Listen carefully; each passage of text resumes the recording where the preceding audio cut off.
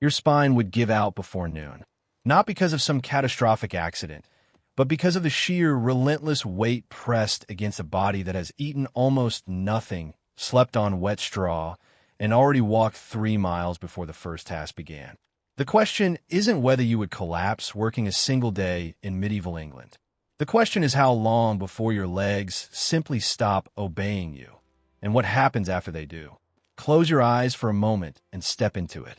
The air before dawn is not fresh. It is thick, damp, and cold in a way that settles into your lungs like wet cloth. You cannot see the field you are walking into. You can feel it beneath your feet. Mud that pulls at your shoes with every step. Water seeping through cracked leather that was never properly sealed. Your toes already numb by the time you reach the edge of the furlong. You are not alone.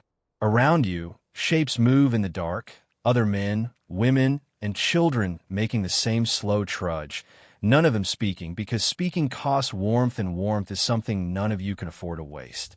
The village behind you is already invisible. Ahead of you is the work. There is always the work. You are a peasant laborer in 14th century England, and this is not poverty as you understand it today. This is an entire civilization built on the premise that human bodies are tools, and like all tools, they're used until they break. The land you are walking toward does not belong to you. The harvest you will spend 12 hours tending will not feed you first. Before your own family touches a single grain, a portion goes to the lord of the manor as rent. Another portion goes to the church as tithe. What remains, if the season has been kind, is yours. If the season has not been kind, and in medieval England, the season was frequently not kind, you eat whatever you can find and try not to think about what February will look like. But this morning, you are not thinking about February. You are thinking about the ache already spreading across your lower back. You are thinking about the blister on your right hand from yesterday that did not heal overnight, because there is no salve, no dressing, no moment of rest in which healing is permitted to happen. You are thinking, if you are thinking at all through the fog of exhaustion, about the fact that your breakfast was a heel of coarse rye bread, so dense and gritty it scraped the inside of your mouth, washed down with a cup of weak ale. Not because anyone is celebrating, but because the water in the village cannot be trusted, and ale, thin and bitter as it is, at least will not kill you by Thursday. Now comes the first revelation, and it will recalibrate everything you think you understand about physical endurance. The medieval laboring day during harvest season, the busiest and most economically critical period of the year, ran from before sunrise till after sunset. In high summer, that means 16 hours of continuous physical work, not 16 hours of varied office tasks, not 16 hours of activity punctuated by sitting and standing, 16 hours of stooping, heaving, cutting, carrying, and binding on a body running on what modern sports scientists calculate at roughly 800 to 1,200 calories per day. Contemporary endurance athletes operating at the same physical intensity require 5,000 to 6,000 calories to avoid tissue breakdown. You're working on a fifth of that. What this means, in the language of your own body, is that by mid-morning your muscles are not burning fuel. They're consuming themselves. The trembling in your hands is not weakness. It is your own body eating its muscle tissue because there is nothing else left to burn. And yet stopping is not an option you possess. The Lord's reeve, his overseer, moves through the field, and his job is to ensure maximum output. If you slow, he notices. If you sit without permission, there are consequences. Fines extracted from wages you can barely afford to lose, social censure in a community small enough that shame is indistinguishable from punishment, and, in extreme cases, the kind of physical correction that leaves marks. You push. Everybody pushes. You push because the crop must come in before the weather turns, because there is no margin for failure in a world operating on the absolute edge of subsistence, because the alternative to pushing is watching your children go hungry through a winter that does not care how tired you are. By mid-morning, in a field of perhaps 40 workers, someone has already gone down. It is not dramatic.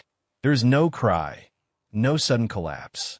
One moment he is there, a man in his 30s, though he looks closer to 50, his hands built like mallets from 30 years of the same work. And then he is on his knees in the stubble, and then he is on his side, and the people around him step carefully over his legs and keep moving, because stopping for him means falling behind, and falling behind has consequences that follow you home. This is not callousness. This is a community so stripped of surplus that compassion must be rationed as carefully as everything else. The man on the ground is your neighbor. You know his name. You keep moving. By noon, if you're fortunate enough to receive the midday break that custom, rather than law, occasionally permits, you have been working for 7 hours straight. Your lower back is not merely aching.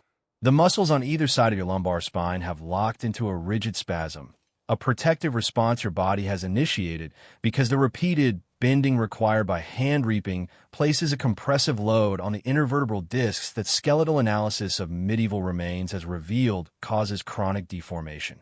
Archaeologists excavating medieval English cemeteries have found that the majority of adult male skeletons show severe spinal degeneration beginning as early as the mid-20s.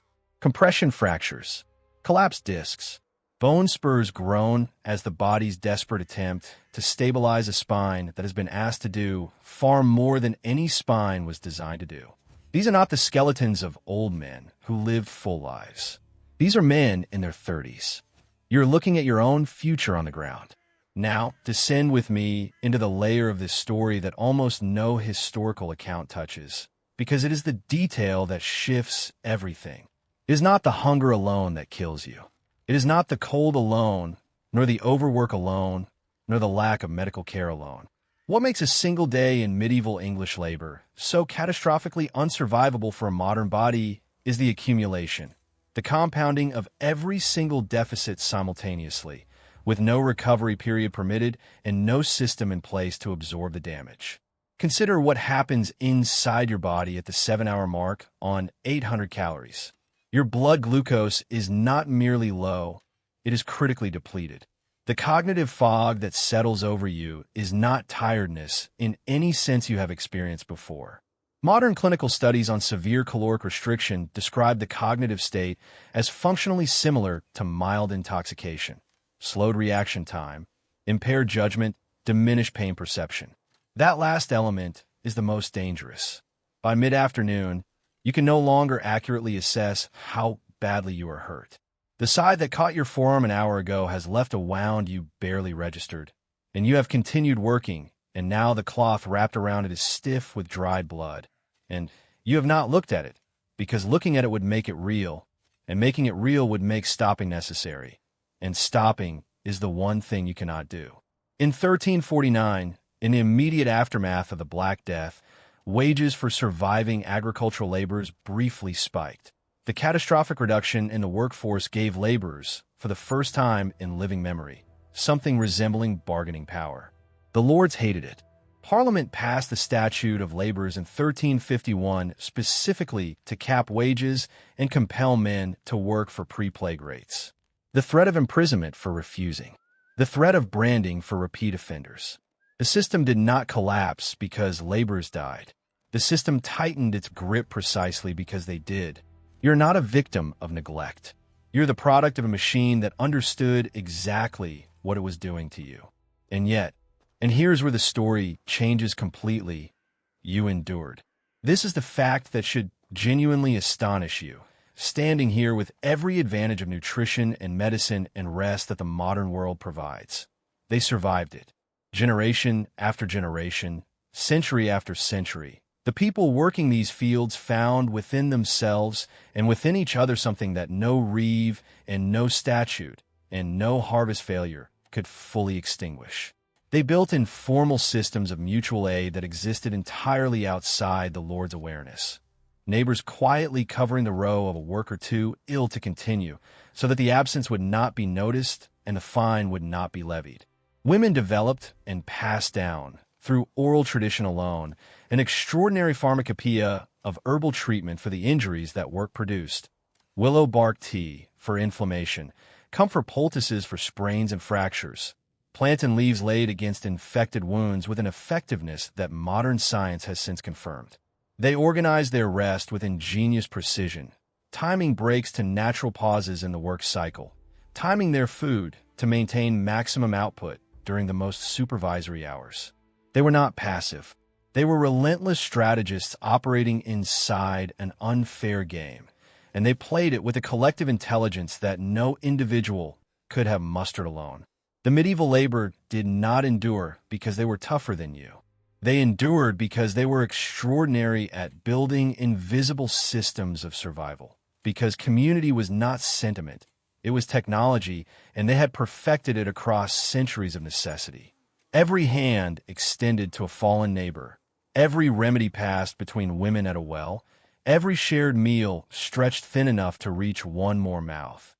These were not acts of charity. They were acts of engineering. Survival built by hand from almost nothing. What you are left with, standing at the edge of that field as the sun finally drops and the work, merciful at last, releases you, is not pity. Pity would be an insult to them. What you feel, what you should feel, is something closer to awe. The skeleton archaeologists pull from English soil, compressed and worn and marked by decades of impossible labor, is not evidence of a life wasted. It is evidence of a life that refused, against every reasonable expectation, to break. The body gave out. The person never did. Next time, we go even deeper into the hidden world of medieval survival. Not into the fields, but into the homes those laborers returned to each night. What you imagine a medieval peasant's home looked like and what it actually was are two completely different things, and the truth is stranger, darker, and more extraordinary than anything you have been taught. If this video made you think differently about the people who built this country with their bare hands, share it, because that story deserves to reach further than a single screen.